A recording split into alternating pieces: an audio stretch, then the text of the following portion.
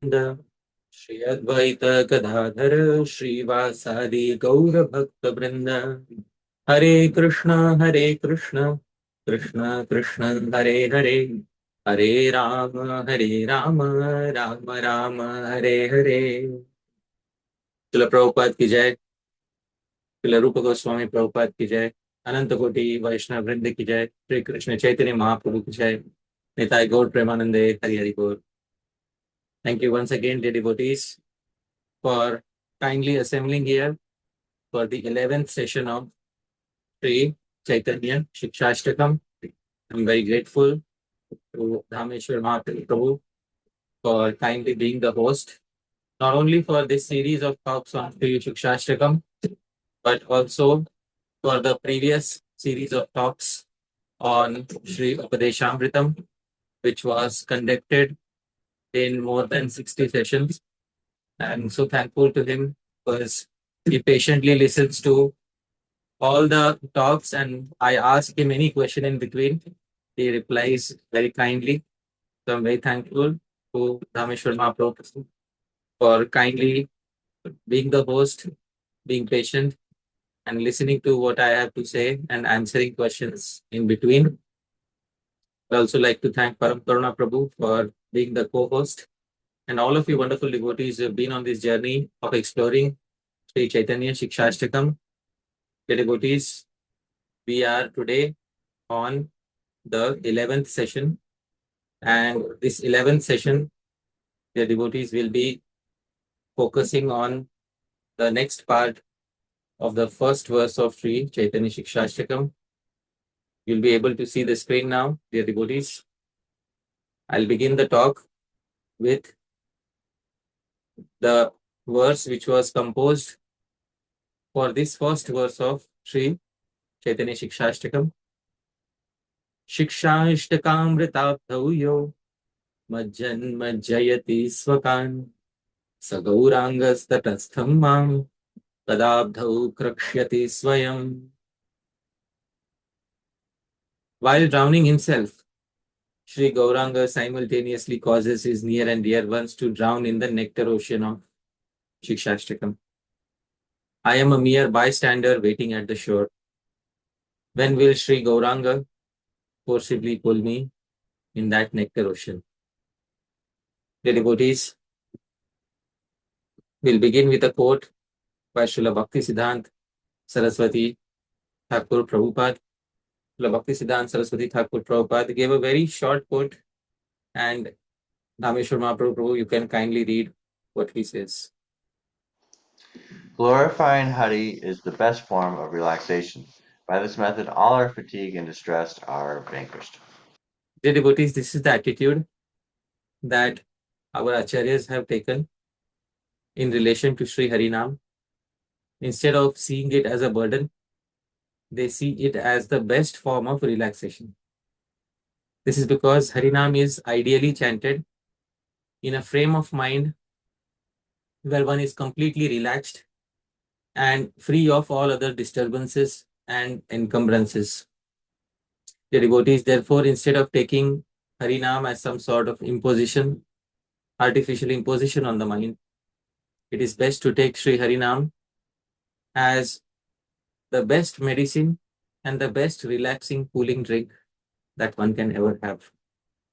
In the original Bangla, here is what he had said. The question was, Hari Kirtan ki anukshan karaniya, should one constantly chant Harinam or should one constantly perform Hari Kirtan?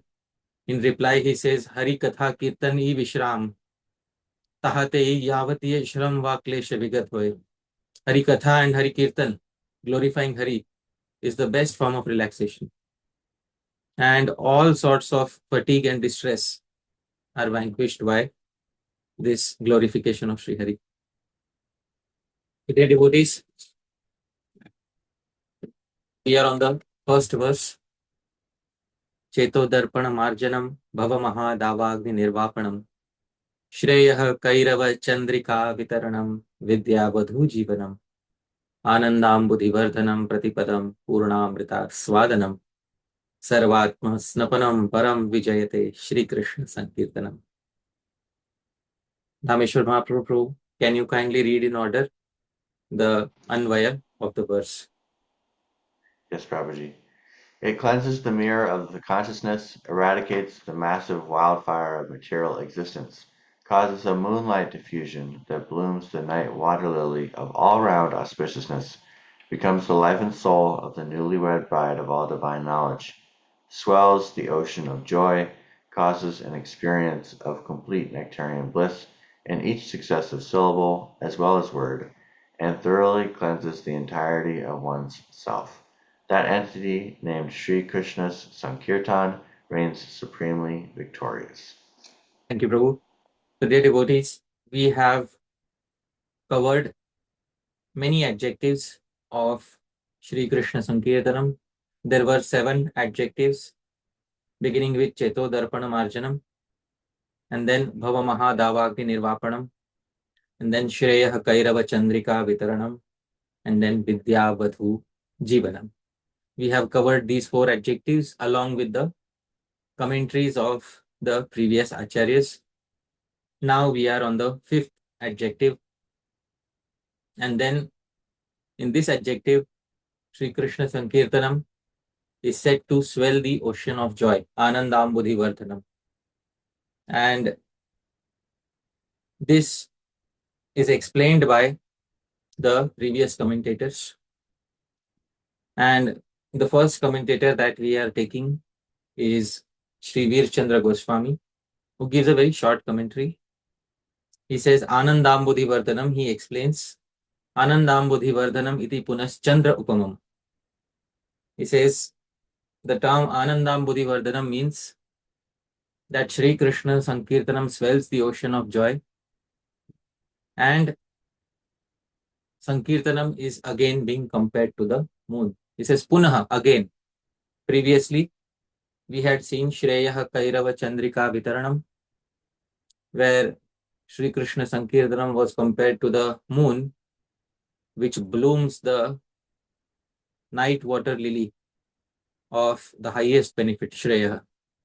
So there also, Shri Krishna Sankirtan was compared to the moon. And here again, Shri Krishna Sankirtanam is being compared to the moon. ānandāmbudhi-vardhanam. Dear devotees, we have to understand the imagery given in this phrase. Joy or Ananda is compared to Ambudhi. Ambudhi means an ocean. And Shri Krishna Sankirtan is the full moon which swells the ocean of joy. In other words, if Shri Krishna Sankirtan is not present, then the joy that remains in this world will be like that of a lifeless ocean. That is the joy that will remain. If we really want to swell the joy in this world and take it to its highest point, then we need the full moon of Shri Krishna Sankirtanam to appear. Otherwise, in a night where moon is not present, in the no moon night, the ocean doesn't swell so much. The ocean swells to its greatest point on the full moon night. And Shri Krishna Sankirtanam is that full moon which swells the ocean of joy. But we have to understand in detail what is the meaning of swelling of the ocean of joy. And therefore, other commentators will help us to understand this. We will also see the commentary of Srila Bhaktisiddhanta Saraswati Thakur Prabhupada, who in his Anubhashya says, Anandaha prema eva ambudhihi. Ananda, joy, refers to prema, the bliss of Krishna prema. And this prema, Krishna prema, is itself an ocean. And the vardhanam, the swelling of this ocean, happens due to the Shri Krishna Sankirtanam. Tasya vardhanam yasmat tat, he says. The Shri Krishna Sankirtanam causes the swelling of the ocean of joy, but he explains which joy, that joy which is derived out of Krishna prema, dear devotees. Otherwise, somebody will say, Shri Krishna Sankirtanam causes a swelling in the ocean of material joy. But that is not what is being spoken of here. He says, Ananda here refers to prema. He says Ananda Prema Eva. So dear devotees, this is Srila Bhakti Siddhanta Saraswati Thakur Prabhupada. Another commentator, Shri Utsavanand, in his Anand Chandrika says, Ananda Rupa Samudrasya Vriddhi Karanam.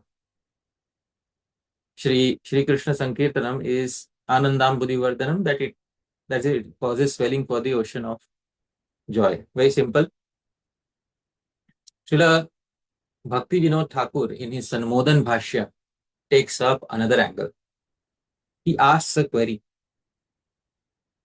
He says, since the jiva is very atomic in size, does it mean that the ananda, the joy that the jiva experiences after cheto darpanam arjanam, after bhavam, after all the negativities are driven out, the ananda that the jiva experiences should also be atomic, minuscule, because the jiva is atomic? In reply to this, he says Shri Shachinandan, our Chaitanya Mahaprabhu, has taught us this term ānandāmbudhi-vardhanam. That is, when performed in the purified state of existence, Shri Krishna Sankirtanam unlimitedly expands the joy of the jiva. And how is it possible?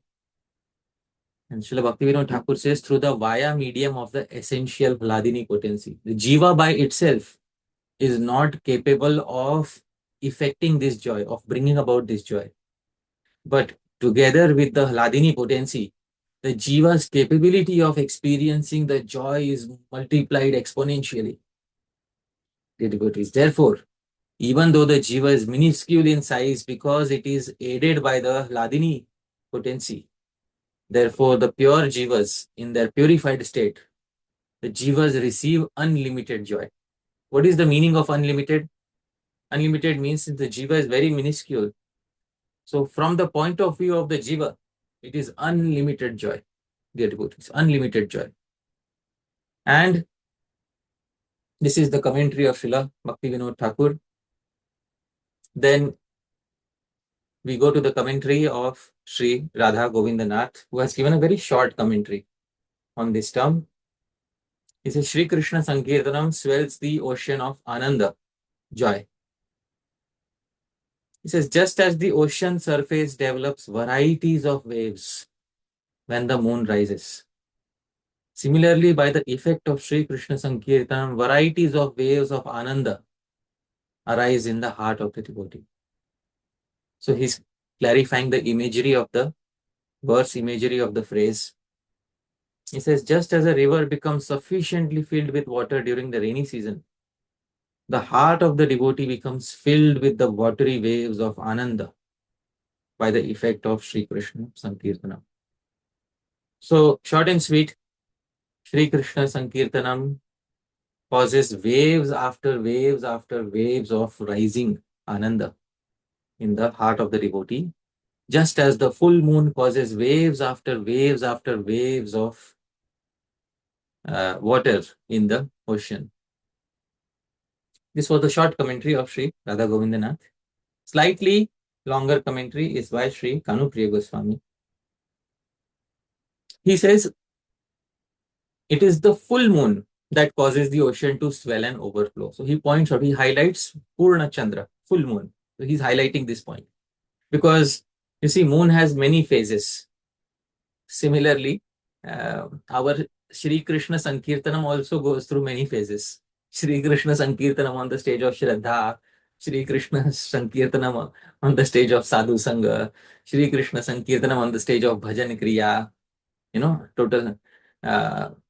If we count the number of stages, Shri Vishwanath Chakravarti Thakur has counted the number of stages to 14.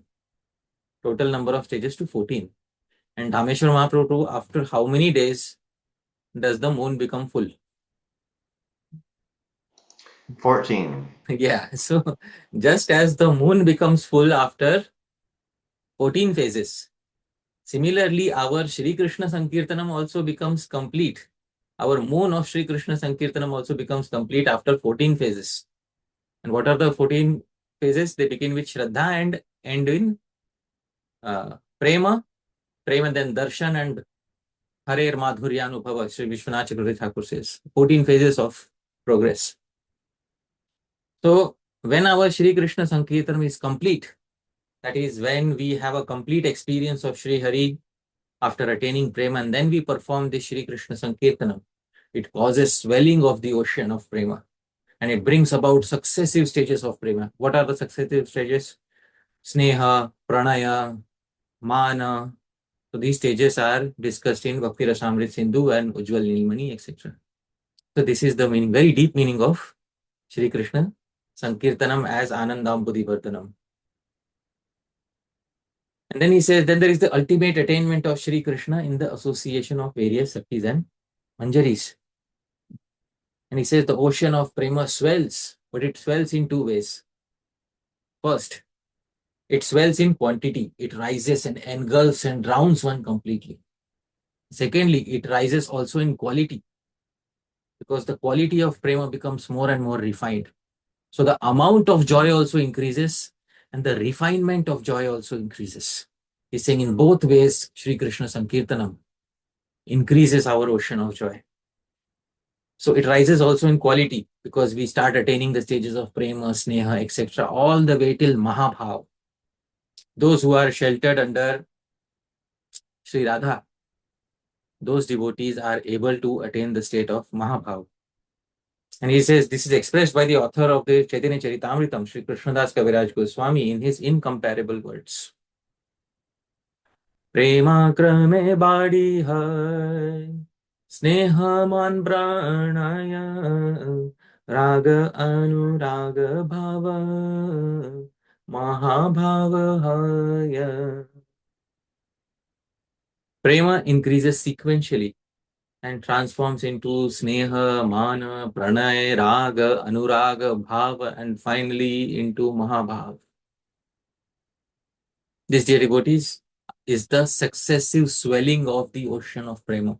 Wave after wave, ānandāmbudhi-vardhanam, is caused by the moon of Shri Krishna Sankirtanam. Wonderful commentary by Shri Kanupriya Goswami. So, dear devotees, this is, the commentary of Shri Kanupriya Goswami. This is where it ends. And since there is short commentaries on this particular phrase, so from this point onwards, I'll try to elaborate more on ānandāmbudhi-vardhanam. Previous commentators' commentaries we have studied. So I'll now try to elaborate more, dear devotees. Ananda, joy, bliss, happiness, has many terms. In Sanskrit, Ananda is also sometimes known as Sukha. Ananda is also sometimes known as Nirvriti. There is Nivritti. Nivritti means detachment. And then there is another Sanskrit term, Nirvriti. Nirvriti is joy. So Nirvriti, Ananda, Sukha, many synonyms for bliss or joy. Dear devotees, this Ananda, this Sukha, is the final attainment that a living entity wants by following any process of yoga. Sri Jiva Goswami Prabhupada, he says in his Priti Sandarbha, in the very beginning, he says, Purusha Prayojanam Tavat Sukha Praptir Dukkha Nivrittischa. He says the ultimate goal for humans is twofold. What are the two goals? Sukha Prapti, attainment of Sukha, attainment of Ananda, and Dukkha Nivrittischa, and complete eradication of suffering. These are the two ultimate goals for all humans. But he says, Shri Bhagavat Pritau tu Sukhatvam Dukkha Nivartakatvam cha Atyantikam iti. Only in the state of prema of Shri Bhagavan is it possible to reach the pinnacle of these two factors, the highest point of these two factors. The attainment of bliss, the highest point is only possible in prema of Shri Bhagavan. Complete eradication of suffering, the highest point of that is possible only in the prema of Shri Bhagavan. So in the very beginning of Priti Sandarbha, he makes it clear to us. Dear devotees, now we have to understand what are the types of Ananda, what are the levels of Ananda, happiness that are available in this world. once we understand the levels of Ananda available in this world, and how do we attain that Ananda in this world, and then we will see what is the Ananda beyond this world. And then we will see what is the Ananda in Shri Krishna Bhakti, in Shri Krishna Sankirtanam. But let's begin from the reference point of our world, the world that we see in. So we perform an investigation into the limits of Ananda. In the Upanishads, this has been taken up in the Taittiriya Upanishad. In the Taittiriya Upanishad, it says, Saisha Anandasya Mimamsa Bhavati. Sa Esha Anandasya Mimamsa Bhavati. Now there shall be an investigation into Ananda, the bliss of all levels until the level of the impersonal Brahman. All levels of Ananda will be discussed now. So now we will quantitatively see, we will put into quantity the levels of Ananda available in this world. So the Taittiriya Upanishad continues. Yuva syat sadhu yuva. There is a well-behaved man who is yuva, in the prime of his youth. So consider in your mind, think of a man who is in the prime of his youth and very well behaved. Adhyayakah, he has studied the Vedas. Ashishto, he is full of asha, optimism. Dridishtho, he is extremely firm in his determination. Balishtha, he is replete with physical strength. He has no diseases or miseries. Tasya iyam prithvi sarva vittasya purna syat. If he obtains the entire earth filled with all riches and resources. If one man attains the entire earth filled with all riches, all wealth, all the jewelry, all the wonderful things of this planet, if they are given to one human in the prime of his youth without any diseases to enjoy, then sa eko manusha ananda. Then let this be considered as one unit of manusha ananda, one unit of human joy. So we have defined one unit of human joy. So you have to take a man who is in the prime of his youth without any diseases, full of optimism, no negativity or depression in his mind, and give him the entire earth along with all the resources to enjoy. And the enjoyment that he will have, he gets all the women to marry. He gets all the wealth in the world. So his joy, let it be considered as one manusha ananda, one unit of human joy. Alright, now Taittiriya Upanishad continues. Teye shatam manusha anandah sa eko manushya gandharvanam anandah shrotriyasya cha akamahatasya. 100 units of manusha ananda, which we previously saw, is one unit of ananda of manushya gandharvas. Who are manushya gandharvas? Shri Adi Shankaracharya explains in his commentary. Those who were formerly humans, but by the power of their tapasya, by the power of their practices of various paths of yoga, they attained the state of being a Gandharva. They are known as Manushya Gandharvas. What is so special about them? Their body is more subtle than the human body. Their capability of enjoyment is much higher. Their experience of difficulties of heat and cold is severely reduced. So they rarely experience any distress due to heat and cold. And they have a very long lifespan. And dear devotees, this is one unit of joy of Manushya Gandharvas. 100 units of joy of an ordinary human being is one unit of joy of a Manushya Gandharva. But Shrotriyasya cha akamahatasya. But this same Ananda of a Manushya Gandharva is also available to one who is Shrotriya, learned in Vedic Shastras, and cha akamahatasya, and he is akamahata. He is ahata, is unaffected by kama, worldly desires. So if any human is also unaffected by worldly desires and learned in Vedic Shastras, he can attain the level of joy of one Manushya Gandharva. Further, the Upanishad says, te ye shatam manushya gandharvanam anandah sa ek deva gandharvanam anandah. And again repeat, shrotriyasya cha akamahatasya. Now 100 units of ananda of manushya gandharvas is equal to 1 unit of ananda of the deva gandharvas, those who were born as gandharvas. They were not formerly humans, they were born as gandharvas. But the same ananda is also available to shrotriya, a person learned in Vedic Shastras, and akamahata, who is unaffected by worldly desires.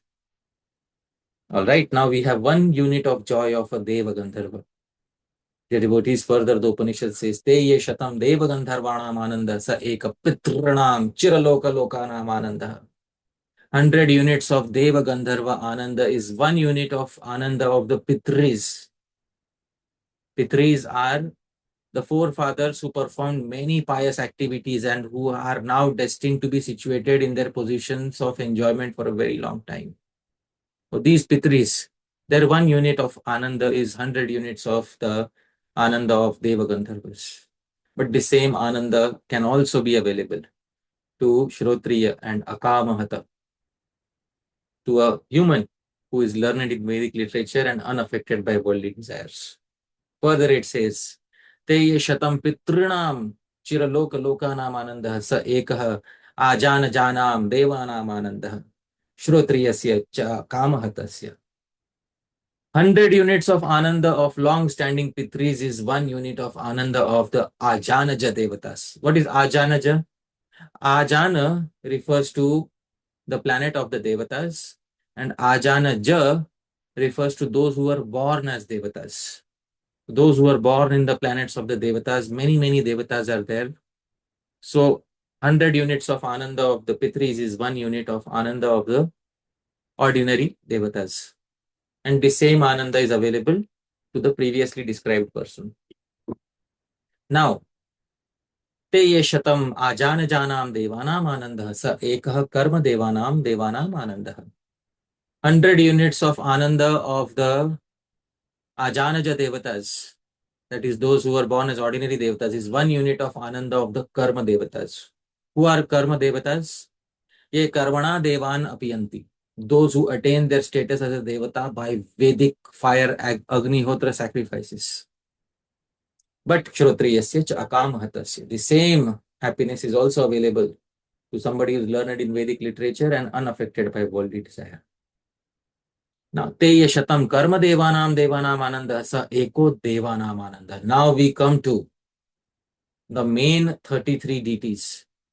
100 units of ananda of karma devatas is 1 unit of the joy of the 33 primary devatas. Who are the 33 primary devatas? Dear devotees, the 33 primary devatas are 12 Adityas, 8 Vasus, 11 Rudras.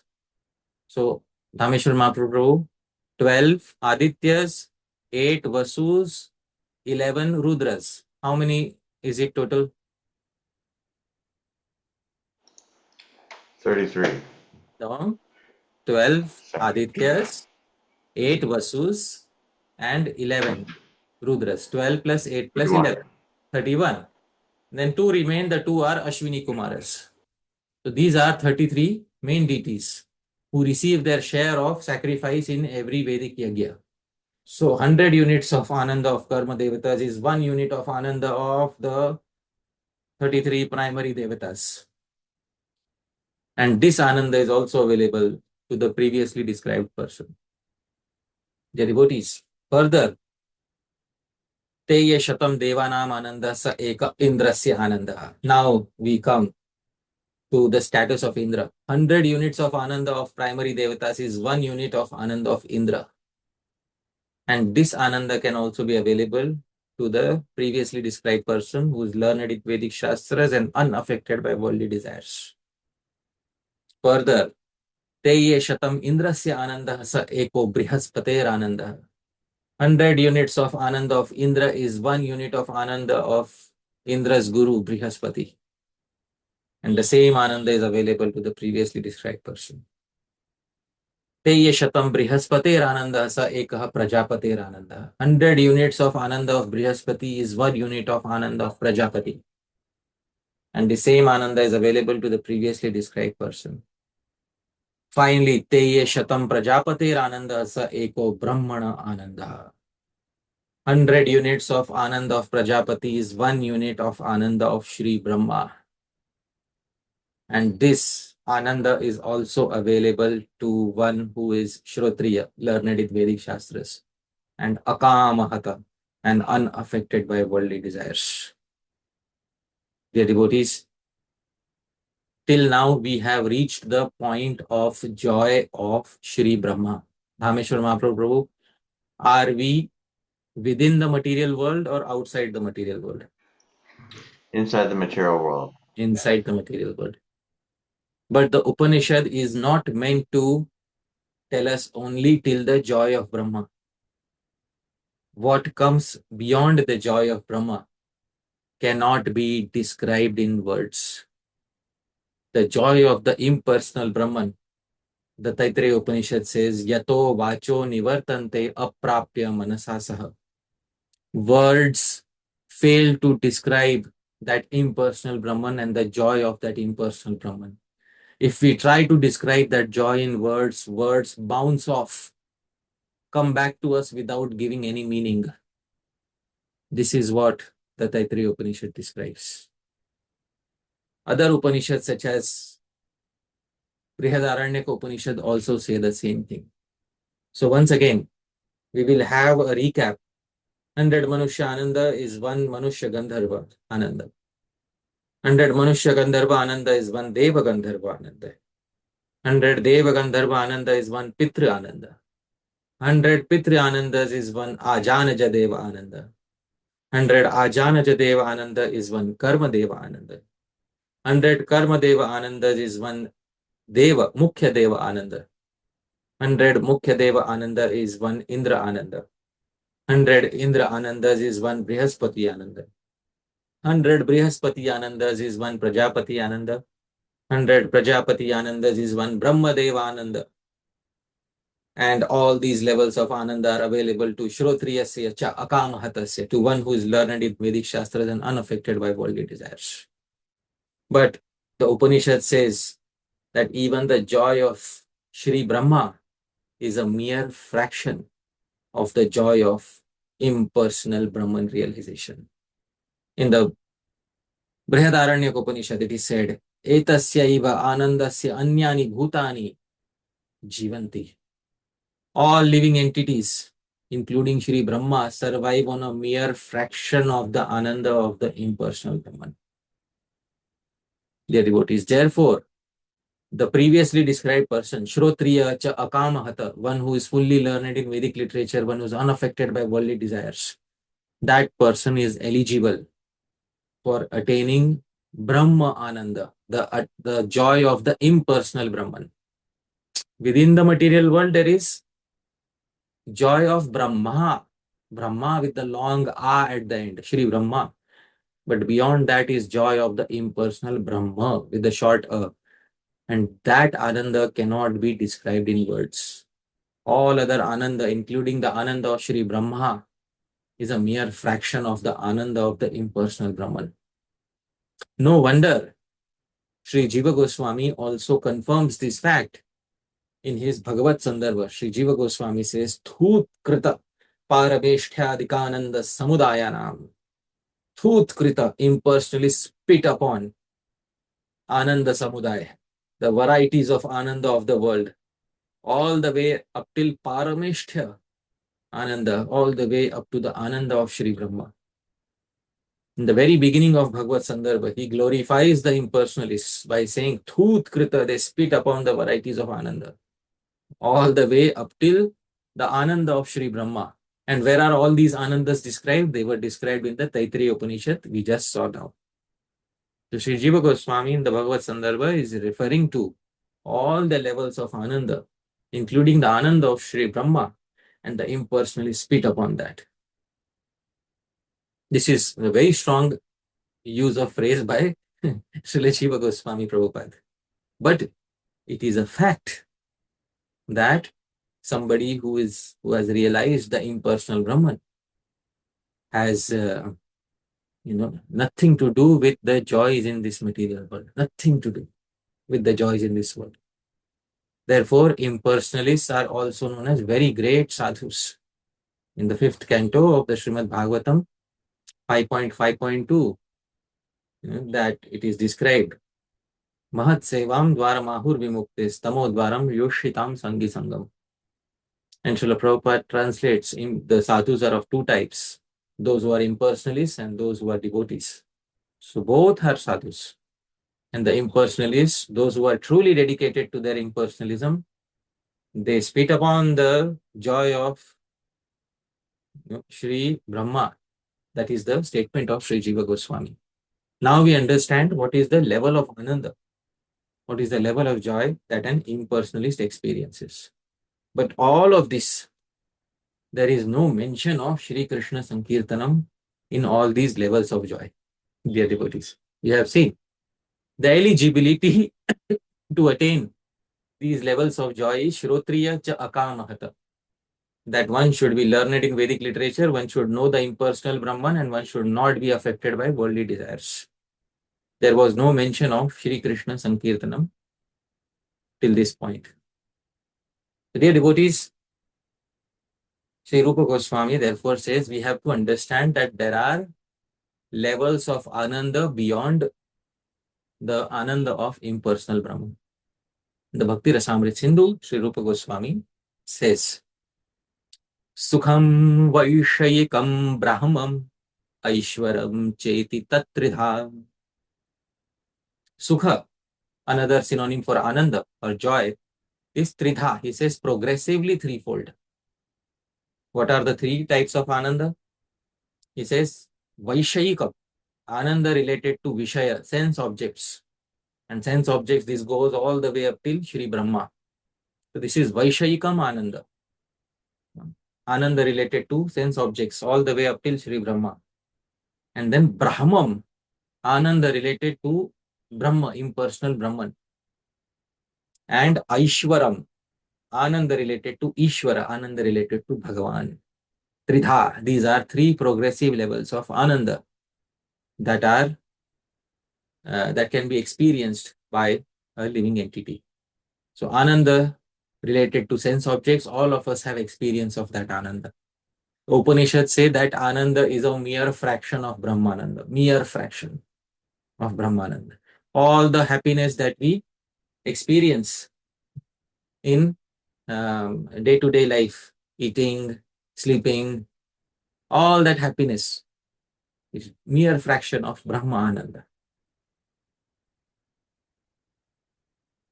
And in the highest Ananda in this world is said to be the Ananda of the union of a man and a woman. So this Ananda, this also known as Sambhoga Sukha, the union of a man and woman, this Ananda is the highest point of Ananda for a human being and also for the higher devatas. And it is described by various commentators that this Ananda does not persist in the material world, but if it would persist and last for a long duration, it could perhaps attain some similarity to Brahmananda. This is, how the commentators have tried to bring Brahmananda within the purview of our understanding. But even beyond that is Aishwaram, Ananda related to Bhagavan. Dear devotees, Sri Rupa Goswami says this Ananda of Bhagavan realization trivializes Ananda of Brahma realization, impersonal Brahman. Sri Rupa Goswami says, Brahmanando bhave desha chet parardha guni kritah naiti bhakta sukham bodhe paramanu tulamapi. Even if the joy of experiencing the impersonal Brahman, Brahmanando, chet, if parardha guni krita, if it continues for a parardha, what is parardha? Half the lifespan of Brahma is known as parardha. So 155 trillion years. It still cannot be compared to a paramanu, to a small atom of the ocean of joy of bhakti. Now somebody may say, Sri Rupa Goswami, Atishayokti, over exaggeration. How much, this seems to be poetic over exaggeration. That 155 trillion years of Brahmananda cannot compare to a small atom of Bhakti Ananda.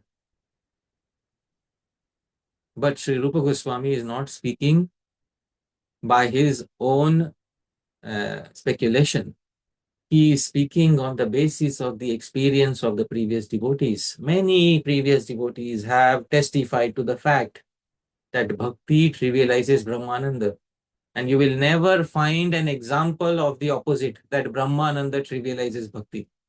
You'll find many examples of Bhakti, the joy of Bhakti trivializing Brahmananda.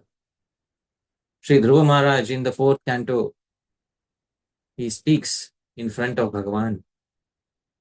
Yanirvritistanubhritam tava pad padma dhyanad bhavajjana katha shravanena vasyat sa brahmani svamahimanya nath mabhu kintvanta kasi lulitat patatam vimana. O Lord, in the 3rd line he says, Nath, O Lord, Ya nirvritistanubhritam, the bliss that embodied beings enjoy from meditating upon your lotus feet, or bhavajjana katha shravanena, or from listening to your katha spoken by your devotees, sa brahmani svamahimanyapi nath mabhu, that joy is not available even in your impersonal Brahman feature.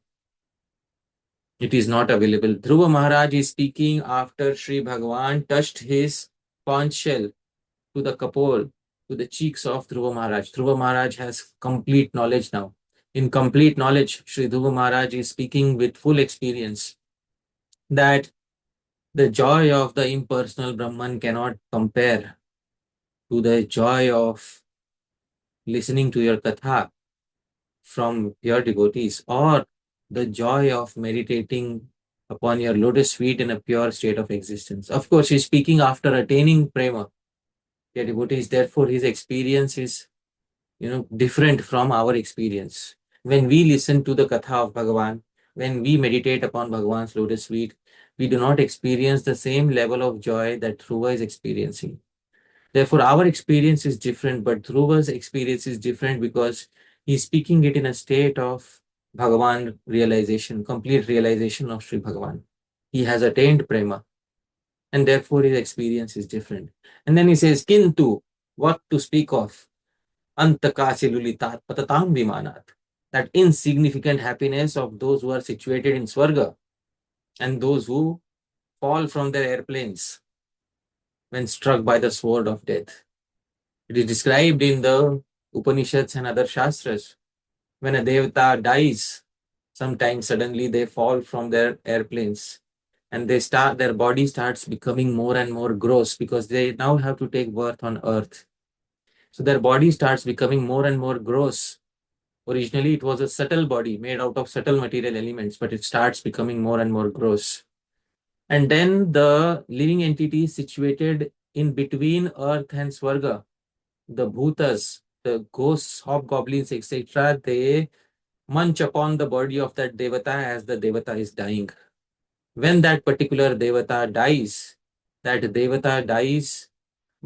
by passing the water element from their body, and this water element is stored in the cloud, it falls in the earth. It nourishes a seed, and through that seed, it enters the semen of a human being, and through that semen, that person takes birth again as human being. So, dear devotees, in this way, a devata who falls from heaven after their piety has exhausted takes birth in the human species of life. So, that happiness is very insignificant in comparison to the happiness of Bhagavad Bhakti, of Shri Krishna Bhakti. This is not the only example, dear devotees. Sri Shukadeva Goswami also says in the 5th canto, Sevanurakta manasam abhavopi phalguhu. Even abhava, cessation of material existence, impersonal liberation is phalgu, insignificant. for seva anurakta manasam, for those whose minds are deeply attached to seva, loving devotional service. Sri Sukadeva Goswami himself a Brahmavadi. Sri Sukadeva Goswami speaking out of experience. Also, dear devotees, didn't Sri Vyasadeva, after compiling the four Vedas and the Upanishads and Mahabharat, and in the Upanishads, all the impersonal Brahman was there. After compiling all of that, wasn't Sri Vyasadeva himself dissatisfied? He certainly was, and his dissatisfaction was driven away only by glorification of Shri Bhagavan in the Srimad Bhagavatam. No impersonalist will contest this fact that Sri Vyasadeva was unhappy before writing Srimad Bhagavatam. Sri Jiva Goswami says the ultimate aim is to attain happiness and to remove all suffering. Sri Vyasadeva's mental suffering was not removed even after compiling the four Vedas, Upanishads, Mahabharata. Dear devotees, it is only possible, Sri Jiva Goswami says, when one experiences Bhagavad Prem, when one experiences Priti. So, dear devotees, it is not an overstatement. These are not exaggerations going on. The Puranas do not exaggerate about Bhagavad Prem, about Shri Krishna Prem. For us, the grapes may be very high, so it may appear sour. The grapes are sour. But for those who have attained the eligibility, it is very sweet. Just sit with a rasika, hear from their mouth, hear what experience what is going on in their hearts, become sahriday, become like-minded to a rasika devotee. And the Bhagavatam is meant to be relished by rasikas. Pibata Bhagavatam rasam alayam muhuraho rasika bhuvi bhavuka. So those rasika devotees are experiencing something much greater than Brahma-ananda. Shri Krishna himself confirms to Uddhav in the 11th canto of Srimad Bhagavatam. Nakinchit sadhavo dhira bhakta hyekantino mama vanchantyapi maya dattam kaivalyam apunarbhavam. Sadhavo dhira, bhakta, devotees who are sadhava, saintly, dhira, sober, and ekantino, dedicated one-pointedly to me. Na vanchanti, do not desire anything from me, even if I give them kaivalyam, absolute liberation, apunarbhavam, from which there is no return to material existence. When one becomes liberated and merges in the Brahma Jyoti, there is no returning back to this material existence. Bhagavan says, even if I give them kaivalya, kaivalya is a reference to merging in the impersonal Brahman. The devotees don't want that from me because they have attained something higher than that, and that is the ananda of Bhagavad Bhakti.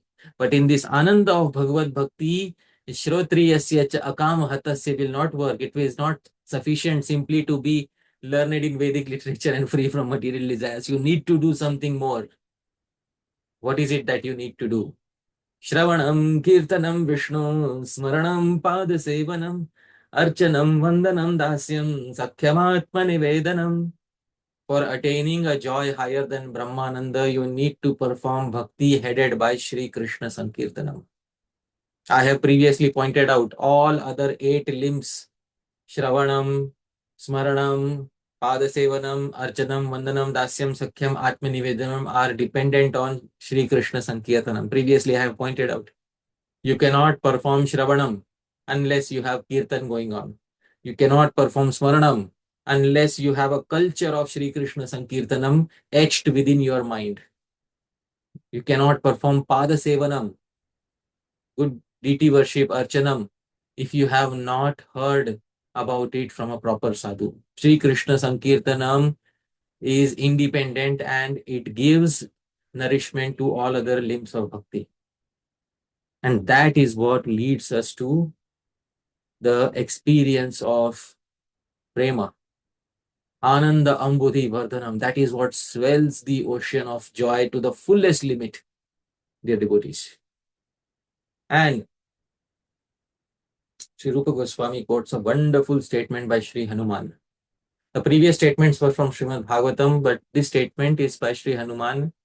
It is not from any particular source, but Shri Rupa Goswami knows that it is popularly quoted as a verse spoken by Shri Hanuman, and he quotes it in Bhakti Rasamrita Sindhu. Very nice and sweet verse.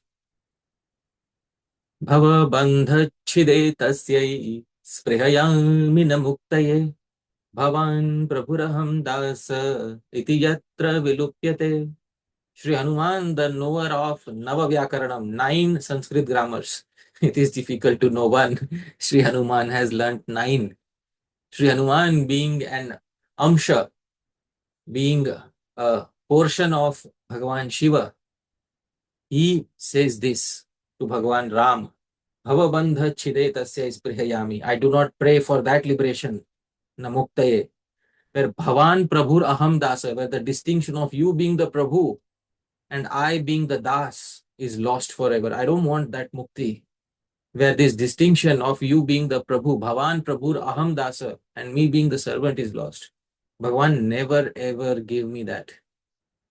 Never ever gave me that. I'm prepared to stay in the material world for as long as you want. It is said that Sri Hanuman stays even right now within this world.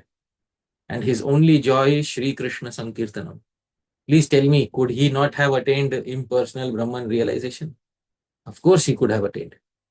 There are so many devotees of Bhagavan Ram, Sri Kag Bhushundi, Sri Hanuman, so many have stayed back and they are performing very joyously. They are performing Shri Krishna Sankirtanam. Why? Because that joy of controlling Bhagavan through one's bhakti, that joy of becoming the servant, of becoming the friend, of becoming the parent, of becoming the wonderful lover of Bhagavan is much greater than that selfish joy of impersonal liberation.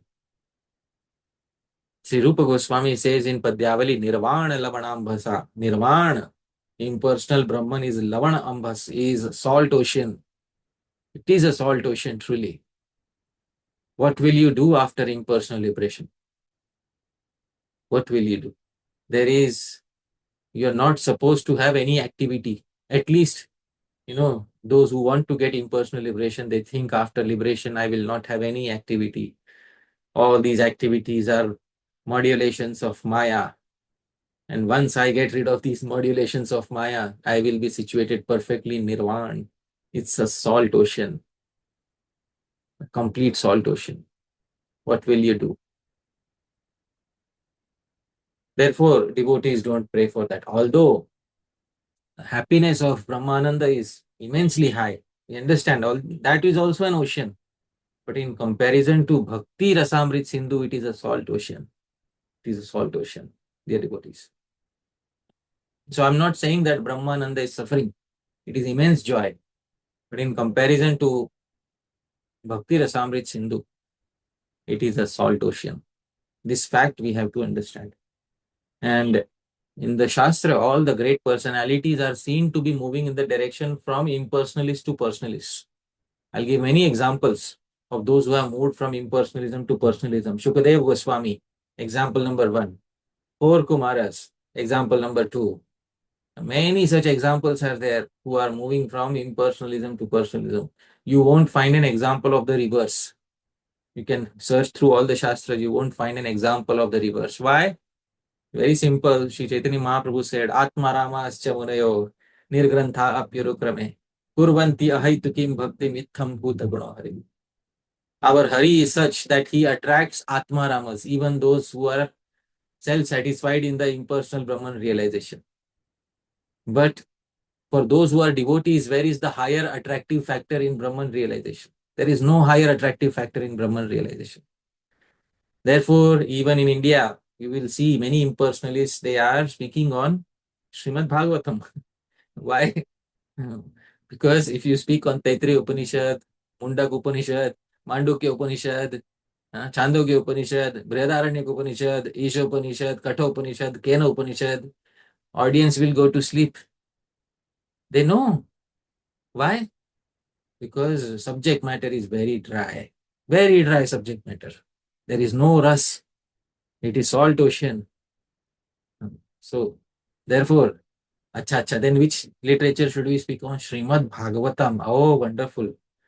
Now you took that literature which is meant for Vaishnavanam Priyam, which is meant for the Vaishnavas, and that literature you are speaking upon as an impersonalist. Why? And they try to squeeze the impersonal Brahman from that literature. Why? Aren't the Upanishads enough for you? Yes, they are enough, but the audience will not be attracted. But why do you want to attract the audience? Isn't everything already an illusion for you? What is the difference between one person and 10,000 people? Aren't all of them modulations of Maya? But the devotees, the impersonalists are attracted to Srimad Bhagavatam sometimes because they find rasa. They find immense bhakti rasa. There are some genuine impersonalists who become attracted in this way, and thus they become devotees. So, our Bhakti Rasamrit Sindhu, ānandāmbudhi-vardhanam, it swells wave after wave after wave. How does it swell? Sri Rupa Goswami describes in Bhakti Rasamrit Sindhu for Dasyaras, for Dasyarati. He describes, Esha tu sambhrama priti prapnuvatyuttarottaram vriddhim prema tatah snehas tato raga iti tridha. This Dasyarati, it gradually advances and attains the states of prema, sneha, and raga. What is prema? Prema is that love, even if there are a million reasons for it to break, it does not break. Rupa Goswami describes prema as that. What is sneha? Sneha is that which causes a melting of heart, that state, more condensed state. In this way, there are further states of raga, pranaya, raga, anuraga. So, in Dasyaras, the states attained are prema, sneha, and raga, subsequent states. Beyond this, it doesn't go. So, ānandāmbudhi-vardhanam happens in 3 waves in Dasyaras, dear devotees, according to Sri Rupa Goswami. In Sakhyarati, in Sakhyaras, Sri Rupa Goswami says, Esha Sakhyaratir-vriddhim gachanti pranayah kramat prema snehas tatha raga iti pancha bhidhotita. He says this Sakhyarati gradually advances and attains the 5 states of Rati, Pranaya, Prema, Sneha, and Rag. In 5 waves it swells. In Vatsalya-rati, he says, Yashodādestu Vatsalya ratihi praudhani sargatah prema vat sneha vat bhati kadachit kila ragavat. This Vatsalya-rati is most natural and most advanced in Yashoda, etc. In her, it advances sometimes as prema, sometimes as sneha, sometimes as raga. So for every rati, the waves of ānandāmbudhi-vardhanam are being described, dear devotees. And in Madhurya Ras, what to speak of that? Adya premantimam tatra nuragantam samanjasa ratir bhavantimam simam samarthaiva prapadyate. In Madhurya Ras, if you have Madhurya Ras of the variety of Kubja, it is called Sadharana Rati, where you want primarily your enjoyment and not Shri Krishna's enjoyment. Then this prema, this stage of prema is attained. If you have Samanjasa Rati, which means the mood of the queens of Dwaraka, where mainly you want Krishna's enjoyment, but you also want your own enjoyment, then it attains up to the stage of Anurag. And if you have Samartha Rati, the experience of the gopis of Shri Vraja, then Bhavantimam Simam, it attains the end limits of Mahabhav, dear devotees. ānandāmbudhi-vardhanam. The person who spoke the verse was Sri Chaitanya Mahaprabhu, who was experiencing Madan Mahabhav. And therefore, he wrote it through personal experience. Ratir bhavantimam simam samartha eva prapadyate. Samartha rati attains the end limits of Mahabhav. And Sri Chaitanya Mahaprabhu experienced that final, the highest possible wave of Madanakhya Mahabhav, which is experienced only by Sri Radha. So Sri Chaitanya Mahaprabhu in this way experienced all these waves of Shri Krishna Sankirtanam.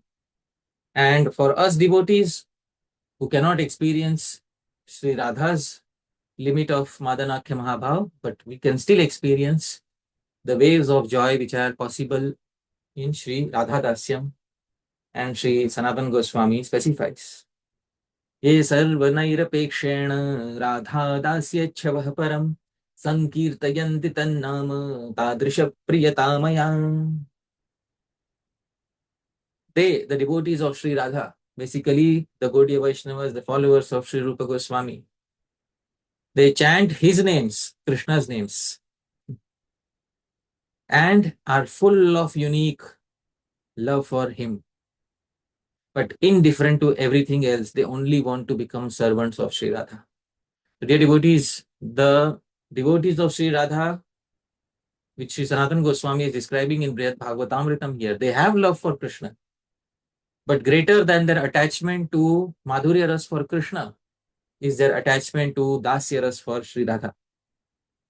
This is technically known as Bhavullas Rati in Bhakti Rasamrit Sindhu. And these devotees constantly perform Sankirtan of his name, Shri Krishna's name. Why? Because Shri Krishna's name brings much greater pleasure to Shri Radha. Therefore, they constantly perform Shri Krishna Sankirtanam. Hare Krishna, Krishna Krishna, Hare Hare, Hare Rama, Rama Rama, Hare Hare. In this way, dear devotees, Shri Krishna Sankirtanam is ānandāmbudhi-vardhanam. It constantly swells the ocean of joy. And the highest point is Mahabhav. And even in Mahabhav, the highest point is Madan Mahabhav, which is experienced only by Sri Radha, Sri Chaitanya Mahaprabhu. For every devotee on their respective levels of prema, Sri Krishna Sankirtanam is the main entity which causes ānandāmbudhi-vardhanam, swelling of the ocean up to the limit that they can experience in their respective rasa. In this way, dear devotees, we understand the term. So in this way, I have completed the explanation of ānandāmbudhi-vardhanam. Dear devotees, thank you very much. Yadatra skhalitam kinchit vidvamsah purayantu tat. Yadatra saushthavam kinchit tad guroreva me nahi. Yadatra skhalitam kinchit. If there's any mistake that I made, vidvamsah, your learned devotees, purayantu tat. Please correct any mistakes. But yadatra saushthavam kinchit. If there was anything nice, please remember, tad guroreva. It belongs to my gurujanas. Me nahi. It doesn't belong to me. Thank you very much, dear devotees. Jagat Guru Srila Prabhupada ki jai, Srila Rupa Goswami Prabhupada ki jai, Shri Krishna Chaitanya Mahaprabhu ki jai, Ananta Koti Vaishnava Vrinda ki jai. Hare Krishna. Thank you so much, dear Hari Parshad Prabhu, for a beautiful class. Really makes me feel like a child who has no idea what Ananda is. It's really easy for us to dismiss Brahma Ananda from a philosophical point of view, but it's almost like a child who says, I'll be a brahmachari forever, and they have no idea what desire is or the pleasures of the world or anything. But so we're so small, but having that kind of gradation of different types of Ananda that starts with our experience, it kind of like puts things in perspective. So it's just kind of amazing. And the examples of Shukadeva Goswami and others taking to bhakti are especially more profound taken in that context.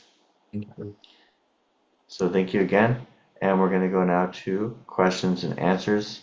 But first, if you're watching on YouTube and you'd like to join our classes live, please just send an email to this email address seen on the screen. You can just pause the video and take note of that, and make sure to include your WhatsApp number and country code. If we don't get your number, we can't add you. For questions and answers, please limit your questions to topics in today's class. We don't want to bring up loaded questions about particular people or institutions, drawing some sort of contrast of you said this, but they do that. We don't answer these kinds of questions in this context. please keep your questions one question at a time. We might allow a brief follow-up, but if you have additional questions, please just get back in line and we'll get back to you so that everyone gets a chance to answer questions, ask questions. And lastly, if it would require some research, we request that you save the question for our WhatsApp group. Anything you'd like to add, Prabhuji? Yeah, just let's keep it informal and lighthearted, because it's an informal conversation. There's no formal setting here, so let's keep it informal, free of criticism or praise of any institution or individual. So that is what. What do you mean by informal? Informal means this is not a formal setting. I'm not speaking in any formal setting in a university or in a temple or in anything. It's an informal gathering of devotees. So, and that is the mood that we'd like to keep in this particular series of talks and in the Q&A. So, like I'll give a very small example. My grandfather, he was a devotee of Shri Vitthal Rukmini, Shri Rukmini Vitthal. And in his days, there was no institution. He was not a member of any institution. So in his village, every morning, when 5 people will gather, they will perform Mangal Aarti. And that is how informal it was in his village. And that informal atmosphere is something I really, ache for, because there were no leadership positions, or there was no senior or no junior. It was just an informal village setting, and small but sweet. So that is the mood which I personally like very much. Let's keep that mood here, and let's try to ask questions in that similar mood. Thank you. So first we have Nilachala Chandrika Mataji. Hare Krishna Prabhuji, Dandavat Pranam to all the devotees and Dhāmeśvara Mahāprabhu. Thank you so much for a wonderful class and hosting this session. Prabhuji, I wanted to ask that you said Pitralok has Ananda. I had this idea that Pitralok is where our forefathers wait to get some body. So how is it that they feel some Ananda there, which is much, much more higher than the Devatas and Gandharvas? Please, can you address that? See, it is described in the Puranas, in Garud Purana, etc. When a person passes away, if they are very pious, they are taken to the planets of the Pitris or to the Devatas according to the level and degree of piety that they have performed. For going to Devaloka, the different type of piety is required, Vedic sacrifices, etc. For going to Pitriloka, a different type of piety is needed. What you are thinking of is probably Pret Sharir, the body of a ghost before another body is given. This is especially for those who have performed impious activities and who are not destined to get a human body very soon. The Garud Puran describes that they are waiting for a certain number of days in their ghostly body, and devoid of food and devoid of water, they are in immense distress. And therefore, on the 12th day, some arrangement is made to feed them, and some arrangement is made to give them water. And every year, some arrangement is made to feed them and give them some water. This is especially for those who have attained lower species of life or attained no specific human body.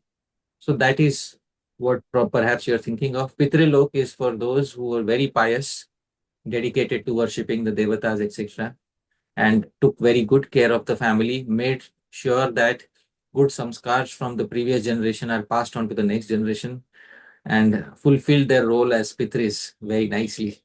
Such people are destined for Pitrilok. And Varnashram Dharma, their duty in their Varnas and Ashramas, they're carried out nicely. Such people are meant for advancement into Pitriloka. And gradually the number of such people is decreasing, because people are not, especially in this age, people are not properly taking care of parents, or people are not performing the duties of parents nicely. But in the previous ages, especially, there were many people who took care of large families, and For example, I'm giving an example just to make a point. Srila Bhaktivinoda Thakur had so many children, almost 10 or 12 children. So, but he was a perfect Vaishnava. But let's say somebody is equivalent, may not be a Vaishnava, but taking care of a big family and perform their duties very nicely and fulfilled all their responsibilities. So there are higher planets such as Pitriloka waiting for them. So in this way, we can understand that it is called Chirasthai, long standing. The duration of life there is very long. And after that, then again, they have to come back to earth and continue their existence in this world. So that is what I'd like to say in this regard. I hope that clarifies. So, yes, Prabhuji, but where is this Pitralok situated in the Golok chart? Like it's in the Bhuvar, Bhur, where? No, it is Swar. Is it Swar not? is Swar. It is Swar, okay. it is one of the planets which is associated with Swargalokas. Okay. Thank you, Prabhuji. Thank you. Thank you so much. Next we have Bhaktin Dorothea. Guru Garangar Jayataha. My humble pranams to everybody. Jai Srila Prabhupada. Now for the first time I hear, since the introduction of the Upadeshamrita series, the term Bhavolas Rati, and of course it's very, very high, far above my qualification, but still it's just so interesting to me, and so now I hear also for the first time that as far as I understand from what you said in this Katha, Prabhu, that Bhavolas Rati is the concept that one's Dasyarati towards Srimati Radharani is higher or stronger than one's Madhurya Rati towards Shri Krishna, if one is in Manjari Bhav.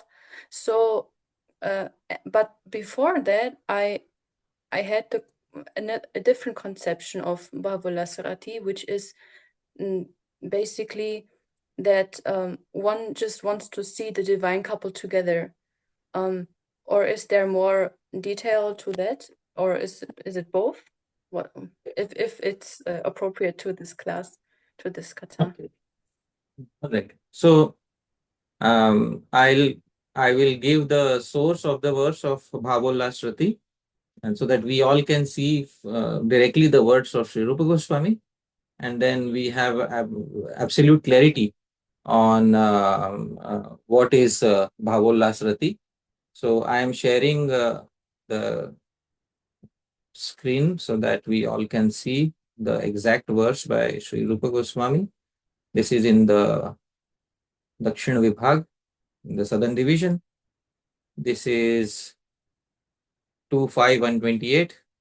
Sri Rupa Goswami says, Sanchari syat samonava Krishnaratyah suhridrati adhika pushyamana chet bhavollasa. This is incorrectly typed here. Bhavollasa itiryate. So this is the meaning of the verse. Once again, I will properly type it. This is the actual verse. So, Sanchari syat samona va Krishna ratyah suhridrati. So, Sri Rupa Goswami is saying something. What he is saying is, a devotee has Krishna rati. Krishna rati is their attachment to Krishna. But if there is attachment also to another associate. Now, if the attachment to another associate is less or equal to the attachment to Krishna, so that becomes known as Sanchari. Sanchari means Sanchari Bhav, which means it is a transitory emotion. And Adhika Pushyamana Chet. Chet, if attachment to another associate becomes Adhika, greater, and Pushyamana, it keeps becoming greater and greater to attachment Krishna, then this condition becomes known as bhavollas rati. So this is the meaning of the verse. If attachment to the associate is less than or equal to attachment to Krishna, it becomes known as sanchari bhav. But if attachment to associate is greater than the attachment to Krishna, it becomes known as bhavollas rati. So Jiva Goswami explains in the commentary that sanchari syad iti asya ayam artha. Now this is the meaning of the verse. Suhridam nij abhishta rasashraya. You may have your choicest Vrajvasi, Bhakta Visheshe, some specific devotees, Shri Radhika Adav. For example, Shri Radha, etc. This is where he brings out Shri Radha. That specific devotee, he says, then he gives other examples, Lalita, Vishakha, or, all those. Your rati, your attachment. Sa yadi Krishna Vishaya rati sama syad unava syad. If your attachment to Shri Radha or Shri Lalita or any Vrajvasi of your aspiration is samava unava, is equal or less, tada sanchari akhya eva bhav, then it is known as sanchari bhav. And evam madhurakhya rasetu, and madhurya ras specifically, he says, this bhavollas is specifically for madhurya ras, he says, madhurakhya rasetu. Yadi kvachit Krishna Vishaya api ratya adhika. If it is greater, if attachment to your choicest Vrajvasi associate is greater than your attachment to Krishna, tatrapi pushyamana, santat abhiniveshana samvardhyamana, and if it is constantly being nourished and increased, tada sancharitvepi, although it has the nature of sanchari bhav, but vishishtya apekshaya bhavollasa akhyo bhava, it is known as bhavollasa rati. So this is specifically for madhurya ras. It is specifically for, in short and sweet, greater attachment to Shri Radha than madhurya attachment to Shri Krishna. So this is what is understood directly from the verse of Srila Rupa Goswami Prabhupada and the commentary of Srila Jiva Goswami Prabhupada. Bhavollas rati he has limited specifically to madhurya ras, and it is not spoken of in context of other rasas. So I hope that answers your query. Yes, Prabhu, thank you very much. I have a question, Prabhu. Yeah. There's different conceptions of the ultimate spiritual perfection. If you ask different philosophers and traditions, and what's special about the Vaishnava conception of ultimate attainment is you still have individuality. So, would it be fair to say that even if you attain Brahmananda, there's no self to enjoy it with? Yeah, if you attain Brahmananda, your constant identification is with the impersonal Brahman. You don't have a separate identity of your own.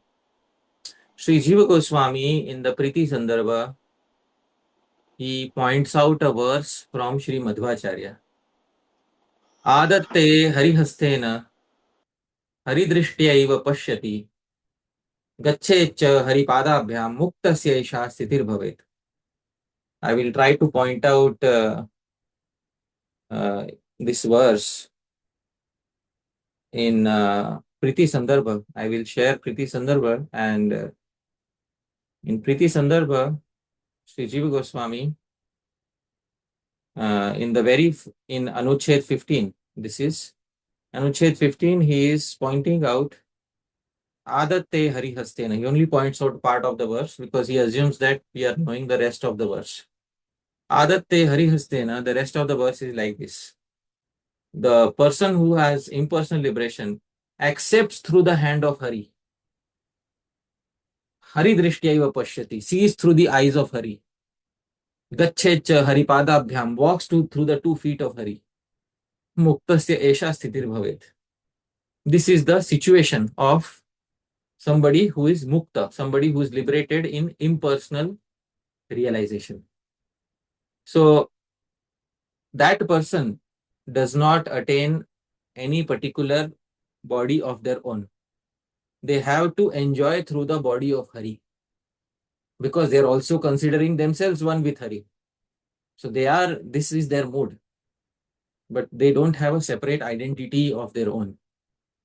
And therefore, also their enjoyment cannot attain the same level that Shri Hari is enjoying. Because Shri Hari's capacity, Shri Hari is Vishnu Tattva, and these all are Jiva Tattvas. Their capacity of enjoyment cannot match the capacity of enjoyment of Shri Hari. In the Vedanta Sutra, it is specified that both types of liberation are possible. It is possible to have liberation without a body.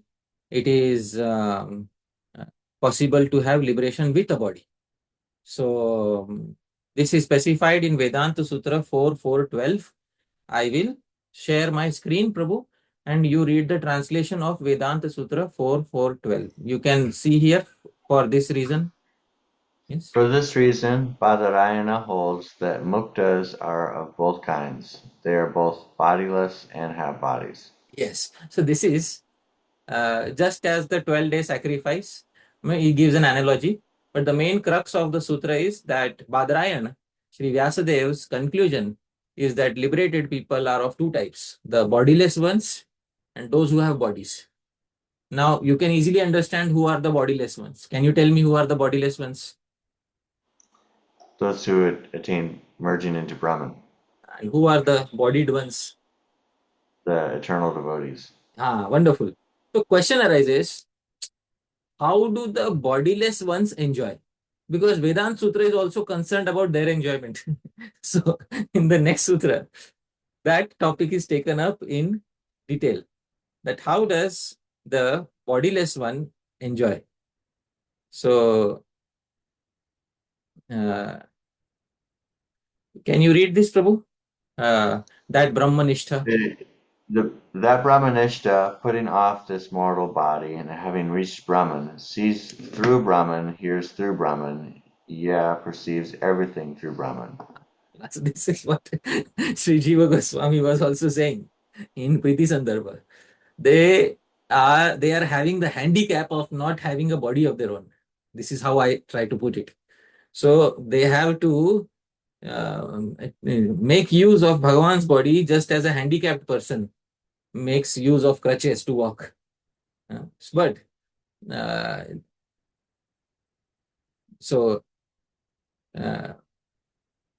even in the absence of body, in the next sutra, the mukta, the liberated, enjoys objects as in a state of dream. So their enjoyment of accepting through the hands of Hari, of walking through the feet of Hari, of interacting with the spiritual world through the agency of Hari, is not enjoyment in actuality. It is a dream-like state of enjoyment. So that is what Vedanta Sutra 4.4.13 also specifies. Now, this is the limits of enjoyment of the mukta, who is bodiless. Then the mukta who has a body. That mukta actually in a state of reality enjoys. The only point of view is they don't enjoy from the reference point of Hari. They enjoy from the reference point of a devotee of Hari. So that entire subject matter is clarified in Vedanta Sutras. If you read Vedanta Sutra 4.4.12, 4.4.13, entire subject matter is explained by Sri Baldev Vidyabhushan in great detail. So this is what I hope that satisfies your query. Quick follow-up. So the souls merged in Brahman are also experiencing Krishna Leela from Krishna's perspective? Yeah, in dream-like state of existence. That's far out. Okay. So, this is what Sri Baldev Vidyabhushan said in Govind Bhashya. We have to accept what Govind Bhashya says because it is our authority. It is also supported by Sri Jiva Goswami in the Sandarbhas. So all acharyas are speaking in one line that the bodiless one also enjoys, the bodied one also enjoys, both enjoy. So the experience of the bodiless one is a dream-like experience. You might have experienced in a dream some enjoyments. Everybody has experienced some enjoyments in a dream. So while you are enjoying that time, it feels very nice. It feels as if real. but there is But there's different. no body to enjoy with. Yeah, right. So exactly. I hope so. This is what it is. All right. Yeah, it's like a dissociated enjoyment. Right. Right. Okay, next we have Gorni Tai Prabhu.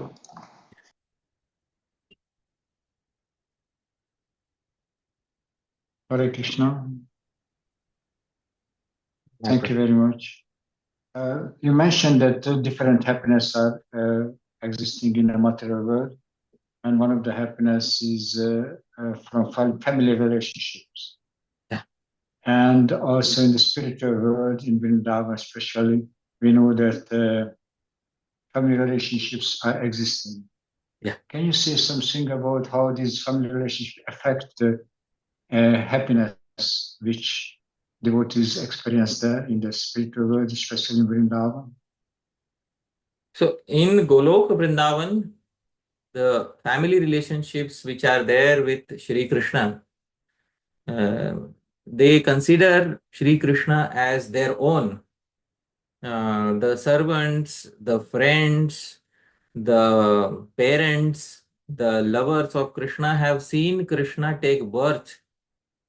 And therefore, when you see somebody taking birth in front of you, you say, I know Dhāmeśvara Mahāprabhu, I know he took birth in front of me. I know him very well. He belongs to my family. So that blood relationship is established. Because blood relationship is established, therefore, the feeling of Vishrambha, confidence arises. When blood relationship is not there, you have sambhrama. You have a little hesitation, fear, and this sort of a feeling. That is called sambhrama. Vishrambha is confidence. We know him. He took birth in front of us. He is Nanda Maharaj, a cowherd son. So that confidence, Vishrambha, is generated due to family relationships. And these family relationships are therefore very important to have that sweetness.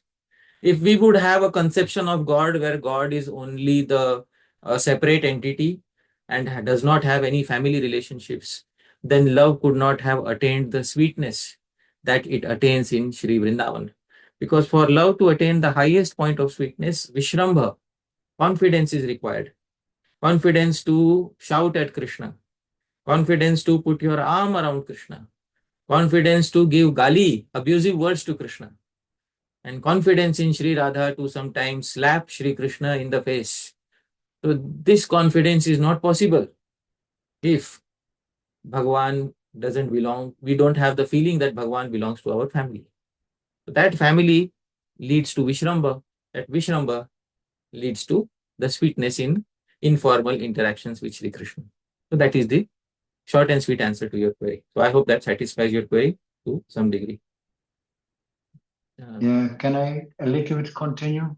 Sure, sure. Is sometimes in the Madhurya Rasa, sometimes is difficulties to have family relationship or changing the love of the gopis for Krishna if they have closer relationship to him.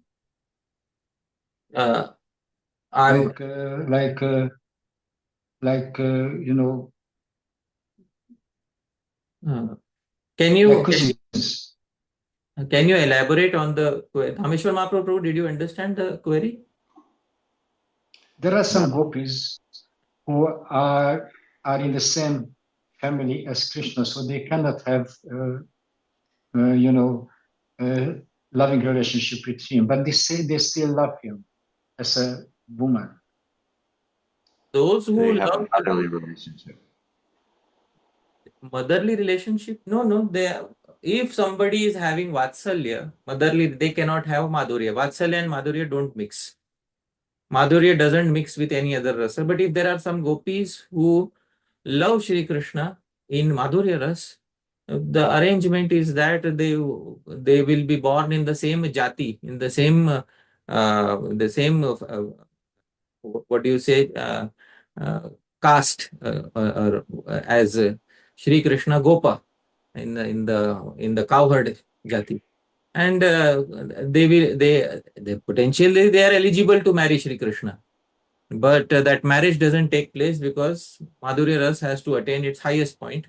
Without separation, sweetness cannot be attained in these relationships. But in eternal Nitya Lila, Sri Jiva Goswami has said that they are all actually consorts of Shri Krishna. Sri Jiva Goswami has said, from one sense, they are all consorts of Shri Krishna. But for the purpose of nourishment of Lila, separation is introduced and they don't get married to Shri Krishna. Because when there is separation, when marriage is not there, meeting in secret is there, those hidden affairs are there, that love attains a very great taste. So for the purpose of nourishment of Leela, it is there. There is nothing in Shri Krishna Leela which will hinder the love of the gopis. Yoga Maya will never allow that to happen. And if you see any external hindrance, it is just for the purpose of nourishment of Leela. Because there is no hindrance that prema cannot overcome. So any so-called external hindrance is simply to nourish the prema by adding separation. So that is the answer to your question. Right? Thank you. Thank you. Next we have Omkar Prabhu. Hare Krishna, Prabhu Dhanataram. Thank you for the lecture today. Prabhuji, I had a question which is in continuation with Dhāmeśvara Mahaprabhu's question and his reply. Prabhuji, you explained from the Vedanta Sutra how it is explained that a person who does not have body, he enjoys through the body of Lord Hari. So 2 or 3 lectures back, we had this, I had asked this question about Ishwar Sahyajya and Brahma Sahyajya. People who are merged into the body of Lord Krishna or Lord Hari, and people who are merged into the impersonal liberation. So both of these people enjoy through this mode only, identifying themselves through the body of Lord Hari, or will it be different for people who are in completely Brahma Sahyajya? See, according to Vedanta Sutra, muktas are of 2 categories only. Those who are asharira, those who are shariri. So those who are without bodies, those who have a body. Now, whether somebody has attained Brahma Sayojya or Ishwar Sayojya, the end result is the same, that there is no identity. I hope you are able to understand. Yes. So when there is no identity, how will the enjoyment of such a person be facilitated? So that Vedanta, by identifying through other. Yes. So by identifying with, or you, because there are 2 different types of Shrutis. One Shruti which says, through Brahman he sees, through Brahman he enjoys, through Brahman he, and another Shruti says through Hari he sees, through Hari he enjoys, through Hari he accepts. So, so depending upon, whether the particular living entity is associating themselves with Hari or with the impersonal Brahman, the end result is that they enjoy through somebody else's agency, not through their own agency. That is what is the sum and substance of the Vedanta Sutra. Yes. A small follow-up. Is there any instance where Jiva may attain oneness with a Pārṣada? Because I have heard something, I don't have any, I haven't yet found out anything regarding it, but I've heard something. See, there is, as a rule, nothing can be ruled out. No possibility can be ruled out. But as a rule, the Shruti says that the enjoyment happens through the body of Hari. I hope you're able to understand. Yes. So general rule is specified. Exceptions may be there, but exceptions are not codified in Shastra. You are asking about an exception.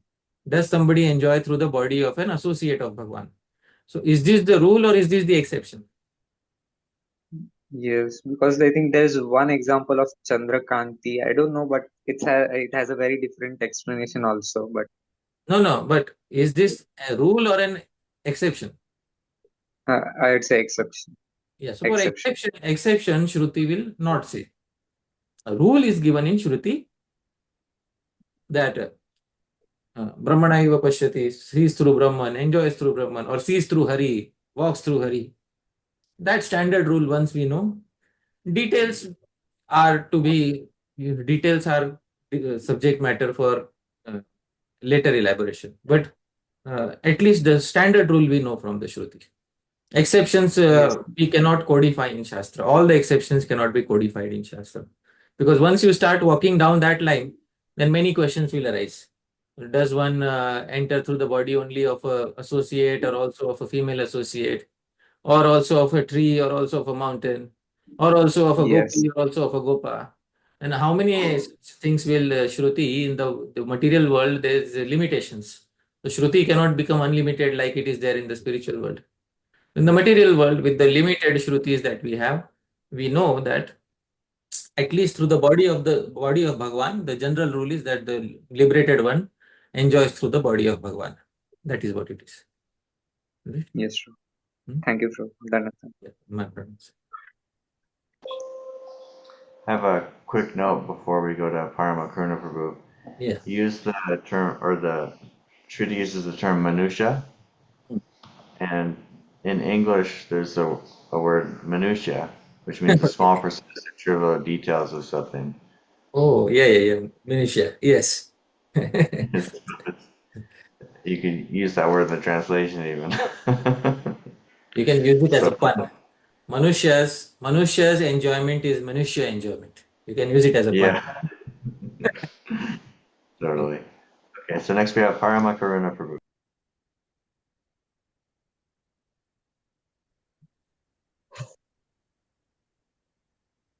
Hare Krishna. Am I audible? Yeah, bro, you're also visible. Yeah, I turned on my camera. I was driving, so I am driving. Going by the same line of thought, Prabhuji, just another question about enjoying through various means. So there is also this category of Jivan Muktas, as in the Shri Bhakti Rasamrit Sindhu, Ihasya Eva Harir Dasya, and then Jivan Mukta Sauchyate. I don't remember the full verse, Prabhuji, but it is in the Dasya limb of the 64 limbs. So those are the devotees in the material body, but they are completely self-realized. Yeah. So two sub-parts to that do they also have the same, or have the potential to have the same level of highest enjoyment because they are self-realized?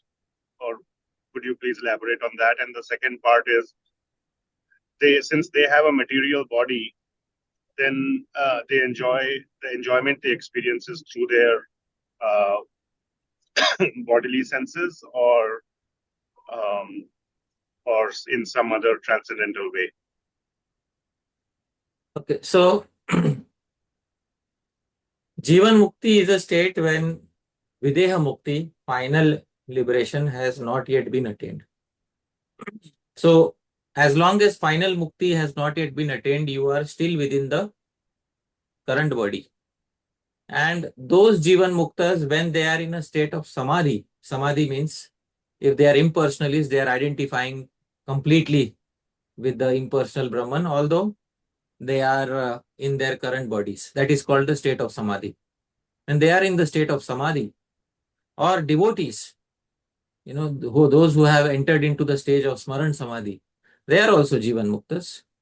So both type of Jivan Muktas in the state of Samadhi have similar experience that the liberated one, Videha Mukta, is having. But the only difference is, from Jivan Mukti, once you attain the stage of Samadhi, from there you have to go to Videha Mukti, and from Videha Mukti, then you never return back to any body. So Jivan Mukti, you're still having a body, but you need to be in the stage of Samadhi to experience that particular state of realization. And Videha Mukti, you don't even have a body, so you are directly within that state of realization. So that is the basic difference between a Jivan Mukta and a Videha Mukta. Details of Jivan Mukti are given in Priti Sandarbha. In Priti Sandarbha, Sri Jiva Goswami takes up the case of the person who is Jivan Mukta. And because the material body is remaining, therefore some previous reactions of Prarabdha may still continue to happen within that material body. So the person is Jivan Mukta, but externally they may still be seen as experiencing some happiness or suffering due to previous Prarabdha. This happens especially in the case of the impersonalist Jivan Muktas. Because impersonal realization does not cut down. Prabhuji, you cut out for a minute. Yeah. So I'll repeat myself. In the Priti Sandarbha, it is described that the impersonal is Jivan Mukta still see some reactions of Prarabdha coming to them. Because impersonal realization doesn't fully cut down Prarabdha karma. And therefore, as long as they are not fully liberated, final liberation has not yet been attained, final emancipation has not yet been attained, some Prarabdha karma still continues to occur within the body of the Jivan Mukta. So that difference is there between Jivan Mukta and Videha Mukta. Otherwise, in the state of Samadhi, even if you're a Jivan Mukta in the state of Samadhi, somebody may cut off your head and you will not realize it. So that is, in the state of Samadhi, they don't realize it. But outside the state of Samadhi, they may experience the results of Prarabdha karma. So that is, mentioned also in the Priti Sandarbha. All right. So probably in the state of Samadhi, through what medium are they experiencing this Ananda? Brahma Ananda is experienced only in the consciousness. It cannot be experienced through any of the senses. Brahma Ananda is not a subject of sight, touch, smell, taste. Brahma Ananda is only a matter of experience within the consciousness. So through any of the sense organ, you cannot experience Brahma Ananda. Bhakti Ananda can be experienced through the senses, material senses. Because bhakti descends on the material senses and becomes one with the material senses. And therefore you see, symptoms of bhakti ananda on the senses of the devotees such as ashru, pulaka, kampa, all these are seen on the external senses of the devotees.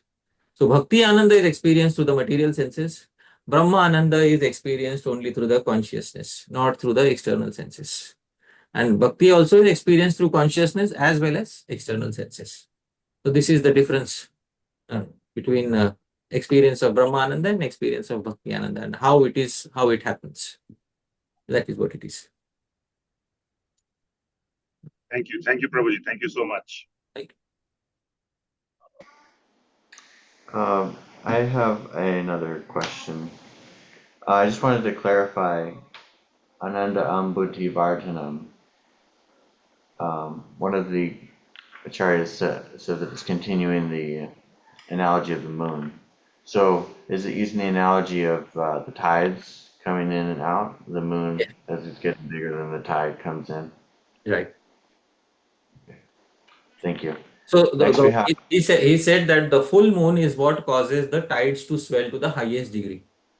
So similarly, Shri Krishna Sankirtanam, when performed fully in the sense, when performed in the state of prema, causes the tide of Ananda to swell to its maximum possible potential. So that is what Sri Kanupriya Goswami was saying, right? That's really cool. I don't think I've ever made that connection before or heard that, but it makes perfect sense. Yeah, that's why it's important to learn from all the various respected commentators who have made contributions in our Gaudiya Vaishnava family. So I really love to explore these angles from these various commentators. Sometimes people say that the commentators, they have some differences of opinion against our Gurujanas and this and that, but in this Śikṣāṣṭakam, they are not having differences of opinion. Differences of opinion are on specific subject matters. But when it comes to taking the good, we should take the good from all the directions that is possible. With that attitude, we can learn. And if we get into party spirit, that, only my Gurujanas I will learn from. So Bhagavatam says, Nahi ekasmat gurur jnanam susthiram syat supushkalam. From one particular guru, you will not be able to have complete knowledge of the subject matter. So when you learn from multiple personalities, the understanding becomes very thorough. And now when we hear ānandāmbudhi-vardhanam, the image that we have of the phrase is much more vivid than a mere anvay of the verse. It swells the ocean of joy. In the anvay, we just say it swells the ocean of joy. But when the commentators draw the entire picture and explain everything to us, that imagery is wonderful and it stays with us forever. So this is the mode with which we study from multiple angles. Thank you. Yeah, that's cool that it continues the imagery and the analogies, and I'll be interested to see if it continues into Pratibudam Purnam Mritasvadanam and Sarvatmastapanam. All right. But we'll leave that as a cliffhanger. Next we have Nilachala Chandrika Mataji. Hare Krishna Prabhuji once again. I wanted to ask, I've heard two versions of these two rasas, which is like Madhurya ras is opposite to Virodhavas, to Vatsalya. And sometimes we hear that Madhurya includes everything, like lover becomes like in a motherly way to feed her beloved or serve her, or, in a friendship way, share some, intimate things, talks. So which is the right one? You see, the essential characteristics of Vatsalya are included in Madhurya. What are the essential characteristics? The fact that sometimes Krishna needs to be taken care of. Krishna needs to be fed. Those essential characteristics are carried over in Madhurya ras. Madhurya. Right. But the full details of Vatsalya cannot be carried into Madhurya ras. What cannot be carried? The identity of being a mother or a father cannot be carried into Madhurya ras. But the essential quality of caring about Shri Krishna's welfare is certainly carried into Madhurya ras. You may have a flower. You may have a flower. And a flower, you may extract the essential oil out of a flower. And you may add that essential oil to another essential oil in order to generate a more wonderful fragrance. So you are not mixing two flowers. You are taking the essential oil from one flower and spraying that essential oil onto another flower, so that the other flower not only has its own aroma, but it also has the aroma of the previous flower. So what is being carried out, what is being included in Madhurya is the essential factor of Vatsalya, Sakhya, Dasya, but not the full details of Vatsalya, Sakhya, and Dasya. Right? So with that example, you understand, right? Yes. Thank you so much. Wonderful. Very clear.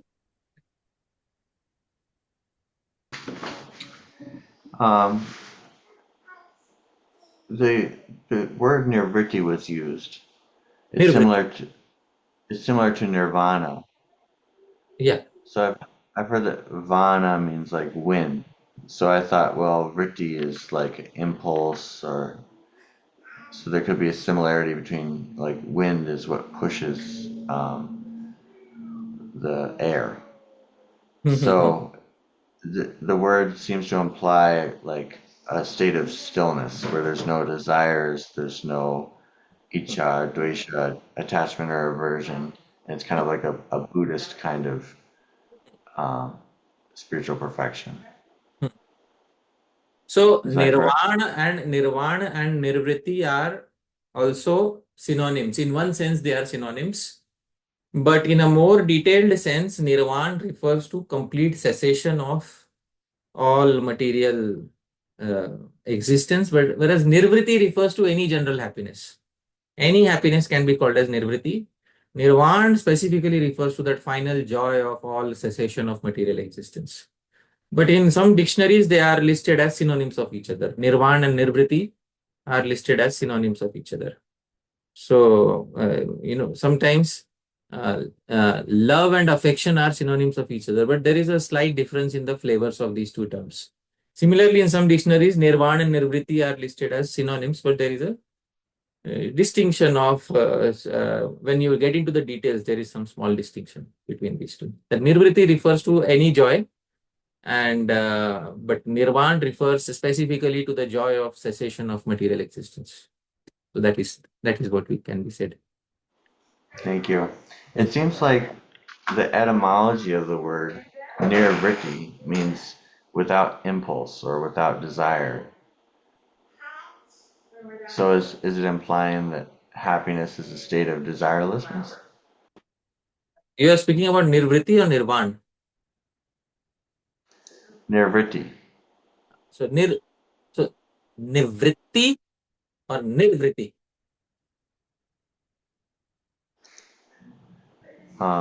Maybe I got the word wrong, but I thought nir is without and vritti means impulse. It's not nirvritti, it is nirvritti. There is no two T's, there is only one T, nirvritti. I will type it out here in the message box, or I will share my screen so that everybody can get to see the exact spellings. I am sharing my screen. See, first is nirvritti with only single T. This means joy, any kind of. Then there is nivritti, which refers to detachment. And there is nirvana, which is complete cessation of material life. So nirvritti is because sometimes they sound very similar, but there are differences in meaning. Nirvritti is sukham, anandam, joy. Nivritti is detachment. Nirvana is complete cessation. So this is how it can be understood. Right. Thank you very much for that subtle distinction. Lastly, there's this famous Buddhist paradox that you're supposed to become desireless, but the desire for enlightenment is itself a desire. Right. Do we see that paradox in this Upanishad you were quoting from, where it's kind of like incentivizing people to desire becoming desireless, a kama. Yeah. So if we take the impersonal understanding of the Upanishads or the Advaita understanding of the Upanishads, then certainly there are some contradictions which Vaishnava acharyas say that we run into. For example, on one hand we say Brahma Ananda. Brahma means the experience of the joy of the impersonal Brahman. But on the other hand, if you ask the impersonalist, how will you enjoy when you don't have any sense organ, including the internal sense organ, including the mind, intelligence, false ego? You don't have internal sense organs or external sense organs. What will you enjoy and how will you enjoy? And it's aham brahma asmi. Aham brahma asmi. If you have separated aham already in the statement, that itself is it's sort of leads to an apparent contradiction, that you should have just said Brahma asmi. Brahma, I am. But by putting aham means ahamkar, by putting ego there, aham Brahma asmi. So already a layer of distinction is being made. So the Madhva Vaishnavas, they point out this thing very nicely. Another question they ask is, if you say Brahma is the only truth, everything else is mithya, false. Then they ask a question. Is this statement true or false? Brahma Satya, Jagat Mithya. You understand the meaning. So the Advaitvadi say Brahma Satya, Jagat Mithya. The Madhva Vaishnava asks, is this statement Satya or Mithya? So if the Advaitvadi says this statement is Satya, truth, then it means there is a second truth besides Brahman. The statement becomes a second truth besides Brahman. And if the statement is Mithya, it is self-defeating. So the Madhva Vaishnavas, they have short and sweet, you can say they are the anti-Shankaracharya school. They are the exact opposite of the Shankaracharya school. You can find many such contradictions there, but in bhakti or in the path of Bhagavad Bhakti, in Bhagwan realization, these contradictions don't exist because plurality is accepted, desires are accepted, senses are accepted. So where is the question of becoming desireless?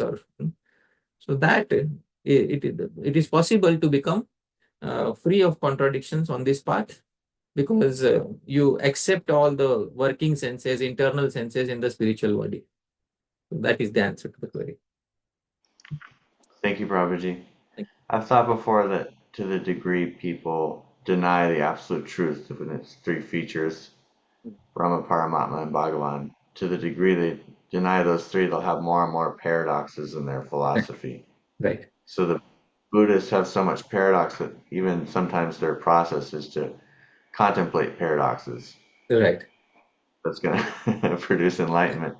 And then the Brahmavadis, they have less paradox because they do have something spiritual to desire. So Right. they can desire liberation, mukta kama. So they don't have that contradiction of the Buddhists, where the Buddhists are desiring to be desireless. But they still have some contradiction. And then Vaishnavas, we don't have any contradiction in terms of Siddhanta. Right. So one another contradiction is because Brahma is manifest in two ways: Shabda Brahma, Param Brahma. Para Brahma is the absolute truth. Shabda Brahma is Vedic literature. You ask an impersonalist, is Shabda Brahma reality or illusion? If Shabda Brahma is reality, then Brahma is two.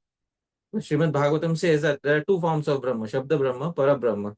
The Vaishnavas have no problem in accepting. Brahma is not two, is not three, Brahma is infinite forms. No problem. But impersonalist has to finally say, no, Brahman is one. Huh? And if Brahman is one, then what is Shabda Brahma? What is Vedic literature? Immediately it is truth. Ultimately, it is not truth. Which means in the immediate run, you are accepting Vedic literature as true, but ultimately Vedic literature is also mithya. If Vedic literature is ultimately mithya, because in the final state of existence of oneness with Brahma, will not exist. So which means Vedic literature is ultimately mithya. Immediately it may be satya, but ultimately Vedic literature is mithya. So the sort of the method that you are using to cross over is also ultimately mithya. So that itself puts a lot of question marks on the practitioner. And therefore Krishna says in the Gita, for a person who is embodied, the progress is very difficult. Impersonal progress is very difficult to make because you are riddled with these queries. That's great, Prabhuji. And I have one last one. Yeah. There's something called I think it's called ānandāmbudhi-vardhanam, which is a word which replicates what it describes. So, for example, I've heard that one word for crow in Sanskrit is kaka, because they make that kaka. Right. So when I heard tutkrita, it sounded like ānandāmbudhi-vardhanam to me. Right. So making the sound of thu is called tutkrita, right? Okay. That is tutkrita. Tutkrita, okay. Very literal. That makes it even more explicit in the language, huh? Yeah. So there are many such onomatopoeias in Sanskrit, English, many, and tutkrita is one of them. You know, sitkar means making that such noises. Sitkar, somebody gets burnt in the finger. Sitkar, so that is. Oh, for pain. Yeah. So interesting. Sitkar. All right. Well, I was hoping we'd have a few more questions so I could have more of your association, but we've come to the end. Oh wait, there's one in the chat. You mentioned that Dasyam Rati swells up to Raga in 3 waves, Sakya up to Raga in 5 waves, and Vatsalya sometimes Prema, sometimes Sneha, and sometimes as Raga. What is the difference with Raga experience in 3 above rasas? What is the difference between the raga experience in 3 above rasas? The characteristics of raga are given in Ujjwal Nilmani. You can see what is the meaning of raga in Ujjwal Nilmani, and I will share the screen so that everybody can see what are the characteristics of raga.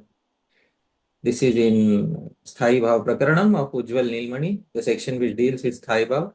Dukkham api adhikam chitte sukhatve naiva rajyate.